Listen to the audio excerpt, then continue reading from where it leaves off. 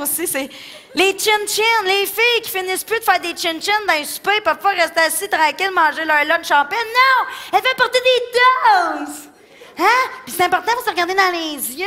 Hein, Carole, chin-chin les yeux, ma Carole. Louise, chin-chin dans les yeux, ma Louise. Jean, chin-chin, mon Jean, Cathy. Qu'est-ce que tu fais? Ben là, faut que tu me regardes dans les yeux. Ben oui! Si tu me regardes pas dans les yeux, là, c'est 7 ans de mauvais sexe! Oh! Hey, là, j'ai pris ça au sérieux. Moi, j'ai déjà 6 ans et demi de mauvais sexe de passer, puis ça me tente vraiment pas de recommencer à zéro. Fait que j'ai pas pris de chance, puis j'y ai pété ma coupe d'en face. Hein? Ouais, la paix pour un petit bout, là. C'est comme la mode des becs non plus, je comprends pas. T'sais, pourquoi tout le monde se donne des becs tout le temps, là? Tu sais, il me semble en Abitibi, il faut vraiment que ça fasse longtemps que t'aies pas vu ta famille ou tes amis pour leur donner des becs. Mais il me semble qu'à Montréal, tout le monde se donne des becs. T'sais, on est une gang de filles, il y en a une qui se lève dans le party pour aller au dépanneur chercher des cigarettes, elle donne un bec à tout le monde avant de partir, elle revient. Hey, regarde, c'est pas comme si t'étais parti 2 mois en Afrique, là, t'es allé au DEP, comme toi, est-ce que Mais moi, je pense que dépendamment où le bec se situe sur ton corps, celui-ci veut dire quelque chose de différent. Je m'explique. Mesdames, disons un soir, vous avez un one night, OK? Mettons que tu vas coucher chez un gars le premier soir parce que t'es une charrue. Quoi? C'est ça? Ben oui. C'est une charrue, là. Une fille qui couche le premier soir, c'est une charrue, puis le gars, c'est un champion. On sent bien l'équilibre entre les sexes, hein? Oh! Et égalité des sexes, mon œil. Mettons que t'es une pas propre. On va dire ça comme ça. Puis que tu vas coucher chez le gars le premier soir. Le lendemain matin, si quand il te raccompagne chez vous, il te french à la bouche. Yes, sir, t'es en business. Lui, il y a de fortes chances qu'il te rappelle. OK, je vais juste faire une autre petite parenthèse, si vous me le permettez bien. Mesdames, si jamais un soir, vous avez un one night, OK? Et que le lendemain matin, le gars se donne la peine de vous raccompagner chez vous, juste ça, là, c'est déjà bon signe. Hein? Oui. Parce que c'est sûr que s'il devient sa bédaine, qu'il te colle un 10$ puis qu'il dit « Prends-toi un taxi à la grande », ça devait être un one night. Fin de la parenthèse. Non, mais je tiens à l'expliquer, tu sais. J'ai des amis qui me disent « Ah, j'aurais pas dû coucher avec le premier soir, il m'intéressait ce gars-là, qu'est-ce que je fais? Je le rappelle-tu? Je vais-tu le voir à sa job? J'envoie-tu un email? J'envoie-tu des fleurs? » Regarde, fais ta vie, là, Candy, là, hein, regarde. À ce stade-ci, là, le prince des collines, il se calisse de ta face. Bon. Tellement plus simple quand c'est clair.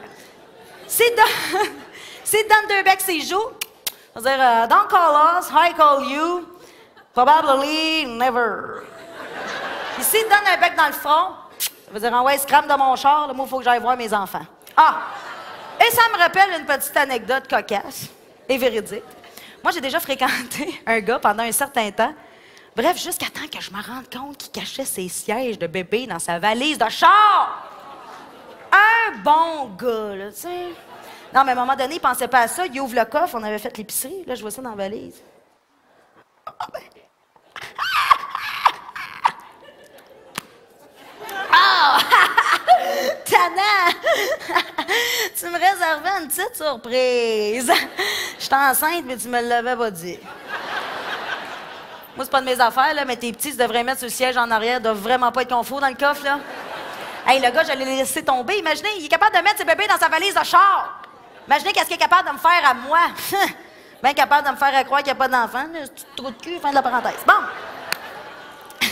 Maintenant, demeure pas moins que le bec qui m'énerve le plus, là. C'est le bec dans les mariages. Ting, ting, ting, ting. Un bec, un bec. Ting, ting, ting, ting, ting, ting, ting, ting, ting, ting, ting, ting, ting, ting. Hein? On dirait toujours que c'est la vieille ma tante qui n'a pas eu de sexe depuis 1974. Elle est assise seule dans le coin. Ting, ting, ting, ting, ting, ting, ting, ting, ting, ting, ting, ting, ting.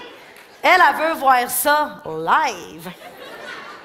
Bon, je pense pas me marier un jour parce que je pense pas être capable de trouver un gars assez courageux pour ça. Mais si c'est le cas, je vais faire un petit caucus avec mon chum à 20 noces. Je vais dire, babe, et ça, il faut qu'on se parle, là. Bon, tu sais, là, les ting, ting, ting, ting, ting, un bec, là. Moi, regarde, je passerai pas soirée dessus, là. Fait que, on va leur couper ça short and sweet, OK? Regarde, premier ting-ting-ting, là, on s'embrasse normalement pour faire plaisir à nos invités. Deuxième ting-ting-ting, là, French-moi solide. Tire-moi les cheveux, puis pogne-moi une boule. OK? Ici, qui comprennent pas le message et qui ont le culot de refaire encore ding, ding, ding, là, niaise pas avec ça. Ramasse-moi, là, violemment, à pleine face dans le gâteau, lève ma robe, ding, ding, ding, ding, ding, ding, ding, ding, ding, ding, ding, ding, ding, ding, ding, dernière goutte pour la chance. Ding, ding! Il est formidable d'aimer, il est formidable.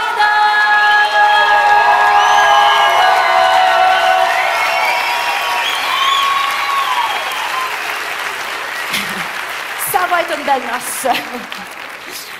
Et, mais par applaudissement ce soir, est-ce qu'on a des amateurs de télé-réalité? Ouais. Mais moi, je parle de la vraie télé-réalité, là. Comme les meubles en vente sur le câble. Non, mais c'est ça, de la vraie télé-réalité.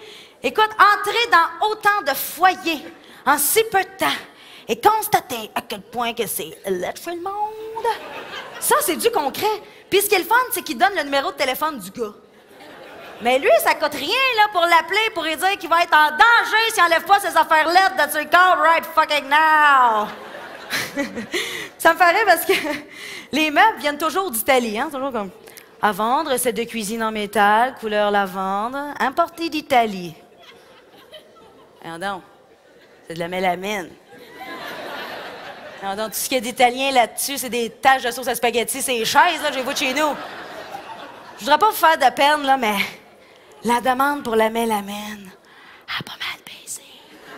Hein? D'après moi, les mines de mélamine sont toutes fermées. Il ne doit plus avoir grand-femme de mineur de mine de mélamine qui fait des lunchs. C'est parce que, il y a personne qui le veut, ton beau bureau, tout jauni, gondolé à cause de l'humidité, 3 tiroirs avec des poignées en or, puis un gros miroir en aval qui est dans ta cave depuis 84. Toute offre raisonnable sera acceptée. Ouais. On va l'appeler. Allô? C'est pour le bureau. Calisse-moi ça dans les vidanges. Il a accepté.